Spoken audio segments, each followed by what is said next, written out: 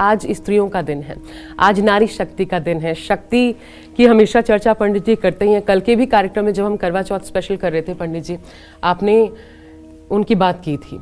आज मैं चाहती हूं कि आप कार्यक्रम की शुरुआत जब करें तो स्त्रियों के लिए किसी एक संदेश के साथ करें, क्योंकि हम बहुत कठिन जीवन जीती हैं। आज तो नारी सशक्त है, कामकाजी भी है, घर भी संभाल रही है, लेकिन आज की नारी को आप अपने माध्यम से क्या संदेश देना चाहेंगे जो इतनी कठिन परिस्थितियों का सामना करती है, 9 मंथ गर्भ में बच्चे को? देखो, सही बात तो ये है कि भारतवर्ष की बात कर रहा हूं, जहां तक मैंने देखा है, यहाँ स्त्रियां अपने लिए जीती ही नहीं है। यहाँ स्त्रियां परिवार के लिए, समाज के लिए, देश के लिए और ऊंचे आदर्शों के लिए जीती हैं।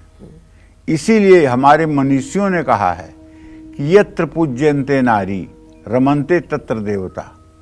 जिस धरती पर स्त्री जात की पूजा और सम्मान होता है, उस धरती पर दुनिया के सब प्रकार के सुख उपस्थित रहते हैं। समझ लो, जगत जननी जगदम्बा मां सीता का अपहरण रावण ने किया। रावण के सामने जटायु गिद्ध क्या था? कुछ नहीं था। लेकिन जटायु ने देखा कि मां सीता को रावण अपहरित करके ले जा रहा है। जटायु अपने पूरे वेग के साथ जाकर रावण से लड़ गया और अपने नाखूनों से, पंजों से रावण को लहूलुहान कर दिया। रावण अपनी चंद्रहास तलवार निकाल करके जटायु के सारे पंखों को काट डाला। कोई मुकाबला नहीं था रावण और जटायु का, और घायलावस्था में पड़ा जटायु कराह रहा था। उसी रास्ते से प्रभु निकल रहे थे। उन्होंने देखा, जटायु को गोद में लिया।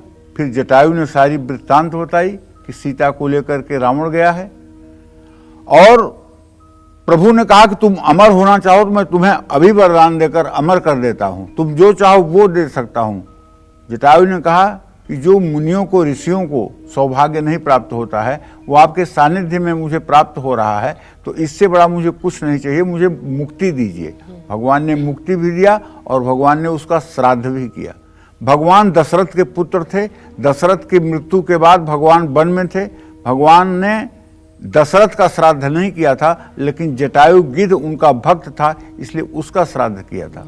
तो जब भारत की धरती पर सड़ी मांस खाने वाला एक पंछी किसी अबला की इज्जत लूटते हुए नहीं देख सकता है, तो यहाँ पर अन्न खाने वाले लोग जो हैं, वो किसी अबला पर अत्याचार होते देख करके कैसे आंखें मूंद लेते हैं? और अगर आंखें मूंद लेते हैं तो निश्चित रूप से वो उस गिद्ध से भी गए गुजरे सड़े मांस खाने वाले लोग हैं, जो इस तरह से अपनी आंखें मूंद लेते हैं। हमारे यहाँ का ये बहुत बड़ा आदर्श है कि सड़ी मांस खाने वाला जटायु भी सीता के लिए प्राणों की आहुति दे देता है।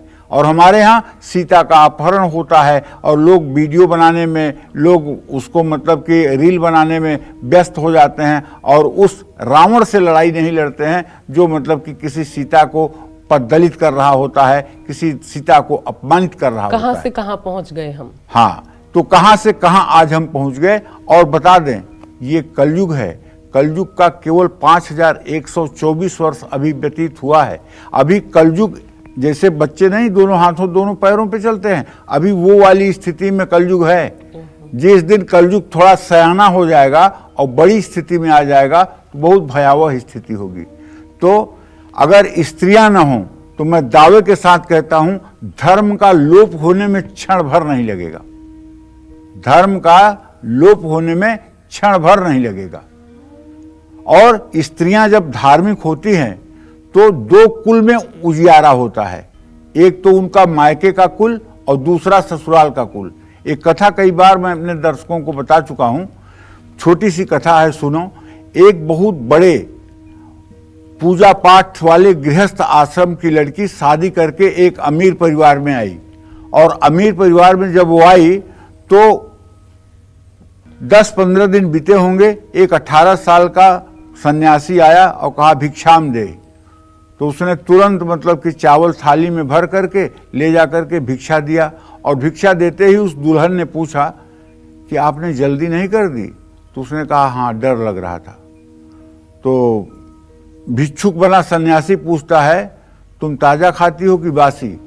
तो उसने कहा नहीं, मैं तो बासी खाती हूं। और उसका ससुर वहीं बैठ के अखबार पढ़ रहा था। वो चश्मा निकाला हाथ से, तुम्हारी हिम्मत कैसे हुई बासी कहने की? हमारे घर में कुत्ता भी बासी खाना नहीं खाता है। उसके बाप को फोन लगाया, तुरंत रिश्तेदारों को फोन लगाया, पूरी पंचायत जुटा लिया कि ये लड़की इतनी झूठी है कि कह रही हमारे यहाँ बासी खाना कुत्ता भी नहीं खाता, ये कह रही बासी खाना खा रही हूँ, ले आओ अपनी लड़की। तो लड़की को बुलाया गया, क्या बात है? तो उसने कहा कि सच बात यह है कि वो सन्यासी को मैं भिक्षा देने गई थी, तो जब मैंने भिक्षा दिया तो मैंने उससे पूछा कि तुमने जल्दी नहीं कर दी, मतलब सन्यास लेने में तुमने शीघ्रता नहीं कर दी? तो उसने कहा डर लग रहा था, माने मुझे डर था कहीं मेरी शादी विवाह ना हो जाए, इसलिए मैं डर रहा था। तो उसने मुझसे पूछा कि बासी खा रही हो कि ताजा, मतलब रोज जो धर्म कर रही हो उसके आधार पर मतलब सुख भोग रही हो कि पुराना जो तुम्हारा संचित है उसके आधार पर सुख भोग रही हो? तो मैंने कहा बासी, इसलिए कि इस घर में ना तो पूजा पाठ होती है, ना तो साधु संतों का सेवा होता है, न इस घर में भगवान को भोग पवाया जाता है, तो ये तो सब बासी है। जितना भी यहाँ धन दौलत है सब प्रारब्ध के अनुसार है, जिस दिन प्रारब्ध समाप्त होगा उस दिन सारी चीज़ें खत्म हो जाएंगी। उनके ससुर लज्जित हो गए और अपनी बहू से हाथ जोड़कर विनती किए और कहे कि हमारे घर को भी आप उस तरह से बनाइए जिस तरह से आप चाहती हैं। तो कहने का मतलब जब लड़कियां संस्कारित होती हैं तो दो कुल में उजाला होता है, इसमें कोई दो राय नहीं है। जय मां विंध्यवासिनी।